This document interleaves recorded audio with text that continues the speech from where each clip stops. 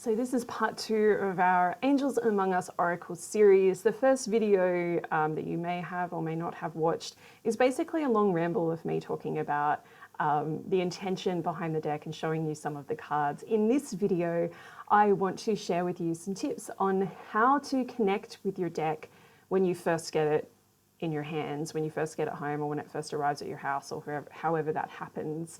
I used to be a really big believer that you didn't really have to do anything. And I still believe that in a way, and I think whatever you believe about this is just true for you. So if you're someone who rips your tarot deck open, your oracle deck, and you're like, okay, I'm just going to start using it, then go for it.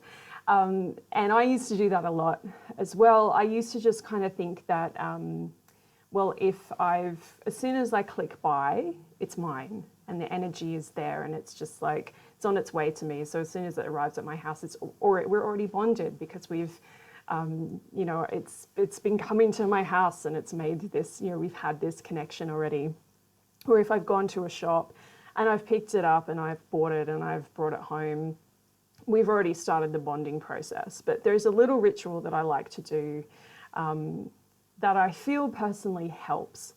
And you can do this or not do this, or you can do your own version of this as well. You'll find it on page 6 of your guidebook under Activating Your Oracle. And I'm going to read it with you and just kind of show you how I do it. So there's some tips in here about clearing the deck. You can tap it with your knuckle. That's kind of like an old school way of just shifting out any old energy. I'm personally a big fan of tapping or whacking the deck on a surface. I don't know if this is going to be really loud in the video, but that's what I like to. You can really see me do it, but that's what I like to do. I always do that like between readings, especially if I'm reading for clients, or sometimes if I'm just preparing a reading for myself. I'll just give it a little bit of a tap, and I just like doing that. I just feel like it sort of shifts the energy and it feels good. So the next thing that I like to do with a brand new oracle, and you can do this with the Angels Among Us oracle, you can do this with any oracle, even if you've got some decks that you have had for ages but you've never done this with before, maybe try doing it and see if you notice a difference. So what I like to do is kind of just hold it at my heart space, like so. And you can take a few deep breaths here. In the book, it says, visualize pink light expanding in and all around your heart chakra. If you have your deck, you can do this with me as well, by the way.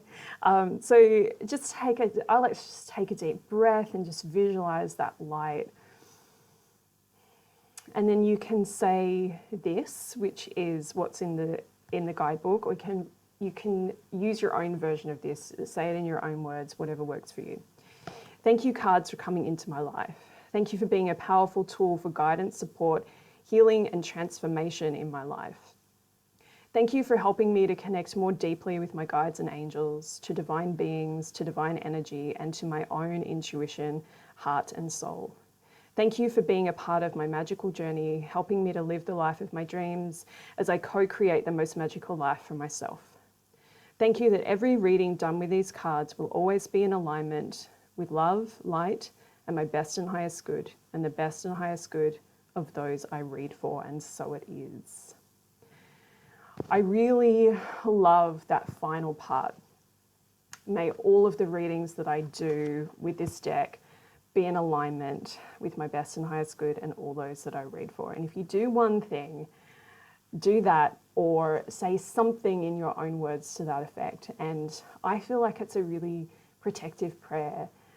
So many people that I speak with or that I've taught tarot or oracle to have struggled with really getting the messages that they feel are really loving and empowering and supportive.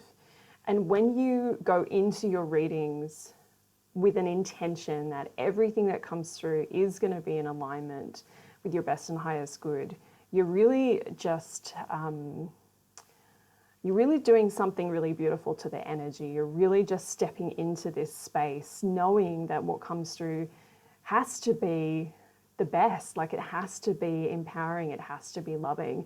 And then anything that you pick up or anything that you see in the cards that doesn't feel loving or empowering, you know that it's not from your guides, it's not from your angels, it's probably just your own fear or your own mind working overtime, which is something that often happens when we're doing readings. So do that, try that, or your own version of that, and see how it affects your readings. And you can do that whole thing when you first get your deck, hold it at your heart, do the little ritual.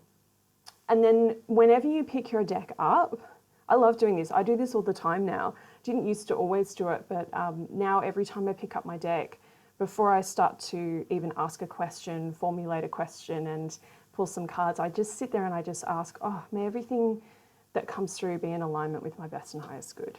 And then you're good to go. So good luck with your readings. I hope it works for you. Let me know in the comments how it goes.